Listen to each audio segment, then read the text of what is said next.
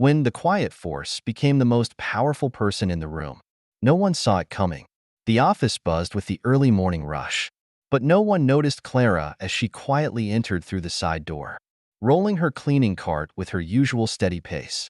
She wore her navy blue uniform like armor, her face calm and unassuming, betraying none of the emotions she kept carefully tucked away. To the executives, she was invisible, just the cleaning lady, the person who wiped their desks, emptied their trash cans, and occasionally exchanged polite nods with the few who acknowledged her existence. It had been like this for years at Benton and Crane, a thriving corporation in the heart of Austin, Texas. Clara, now in her mid-50s, had grown used to the routine and the dismissive looks. She overheard the jokes they made when they thought she wasn't listening, the way her presence was treated as an inconvenience. "She's not even doing anything right now," someone had muttered just last week as Clara quietly waited for them to finish their meeting so she could clean the conference room. But Clara didn't react. She never did. She kept her head down and her hands steady as she worked. She knew better than to give them the satisfaction of a reaction. What they didn't know, what no one in that office knew, was that Clara had a secret so powerful it could turn the entire building on its head. But Clara wasn't impulsive. She believed in patience, in watching, in waiting. Today, however, as she made her way down the brightly lit hallways, her calm demeanor hid the fact that she was nearing her breaking point. The morning unfolded as usual. Clara polished the glass doors to perfection, vacuumed the thick carpet in the lobby, and organized the cluttered desks of those who never thought twice about leaving piles of paperwork behind. She worked diligently, even as conversations about big deals and promotions floated through the air. One conversation, though, caught her attention. She wasn't trying to eavesdrop. It wasn't her nature, but the voices were loud and impossible to ignore. "The shareholders' meeting is next week," one executive said, his tone smug and arrogant. "And we've got nothing to worry about. The board loves the numbers, and the CEO is untouchable. No one in their right mind would challenge him." Clara paused for just a moment, gripping the handle of her cart tighter. She knew what they didn't. They had no idea how wrong they were. But Clara didn't let her thoughts linger for long. There was still work to do, and she had to be ready for what was coming. Benton and Crane prided itself on its sleek, modern image. Its headquarters, a towering glass building in downtown Austin, was often featured in business magazines as a symbol of corporate success. Inside, however, the reality was far less glamorous. The culture was ruthless, and the higher you climbed, the less you seemed to care about anyone below you.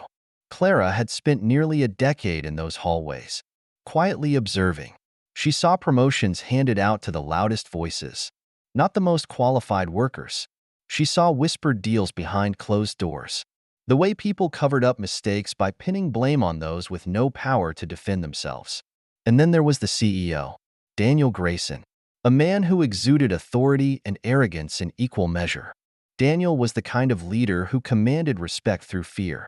His voice boomed in meetings, his sharp comments silencing even the boldest executives. To him, success was all that mattered, and people were tools to be used. Clara often overheard his sarcastic remarks about employees who didn't fit the image. "She's still here?" Daniel had once said about one of the older secretaries. "Why haven't we retired her yet? It's not like she's adding value." It wasn't just the comments. The company was rife with unethical practices that were swept under the rug. Bonuses were quietly cut for lower-level staff, even as the leadership team celebrated record-breaking profits. Clara heard about inflated expense reports, shady client dealings, and even the quiet firing of a whistleblower who dared to speak up. The cleaning staff, Clara included, bore the brunt of the culture. She'd seen her coworkers brought to tears after being scolded for leaving a speck of dust behind. She'd seen their paychecks stagnate, even as the workload increased. And, of course, there was the constant dismissal of their humanity, the way people avoided eye contact, spoke down to them, or treated them as if they were part of the furniture. One incident still burned in Clara's memory. A young intern had accidentally spilled coffee on the marble floor near Daniel's office. The intern froze, clearly terrified, as Daniel rounded the corner. Are you kidding me? Daniel snapped. His eyes darted to Clara, who had just walked by with her mop and bucket. Clean this up, he barked, as if she were at fault. She didn't say a word. She didn't need to. The intern apologized profusely, but Daniel waved him off with a dismissive hand. To him, people like Clara and the intern were nothing more than background noise. These moments had piled up over the years, each one like a stone added to a growing mountain. Clara's patience was impressive, but she wasn't immune to the weight of it all. She felt the sting of disrespect, the exhaustion of being invisible. But Clara had never been the type to crumble. She let those moments fuel her resolve, storing them away like ammunition for the day she would need them. For years, Clara had kept her secret tightly guarded, not out of fear, but out of strategy. She wasn't just a cleaning lady. She was the largest shareholder in Binton and Crane, a title she had inherited after the unexpected passing of her late husband, Thomas. Thomas had been a quiet investor in the company's early days, accumulating shares when no one believed in its potential. By the time of his death, those shares had become a controlling stake. At first, Clara didn't know what to do with this unexpected power. She wasn't a corporate strategist or a boardroom regular.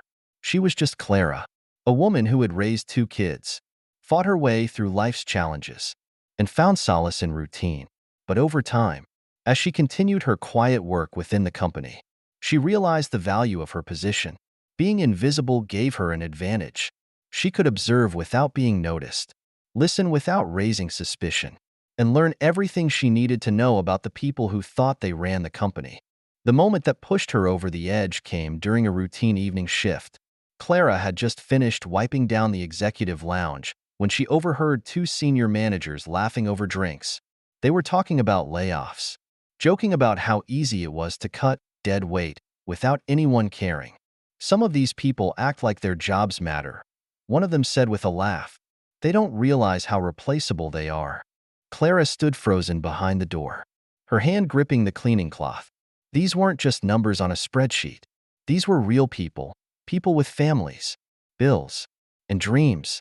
And yet, to these men, they were nothing more than expendable assets. That night, Clara sat at her small kitchen table with a cup of tea and a notepad. She started writing, not sure where it would lead, but knowing she couldn't stay silent anymore.